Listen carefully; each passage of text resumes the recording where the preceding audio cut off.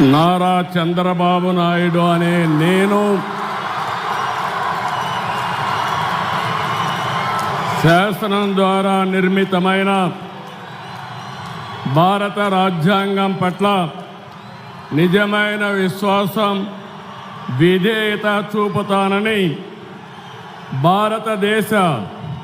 సార్వభౌమాధికారాన్ని, సమగ్రతను కాపాడుతానని ఆంధ్రప్రదేశ్ రాష్ట్ర ముఖ్యమంత్రిగా నా కర్తవ్యాలను శ్రద్ధతో, అంతఃకరణ శుద్ధితో నిర్వహిస్తానని, భయం కానీ, పక్షపాతం కానీ, రాగద్వేషాలు కానీ లేకుండా రాజ్యాంగాన్ని, శాసనాలను అనుసరించి ప్రజలందరికీ న్యాయం చేకూరుస్తానని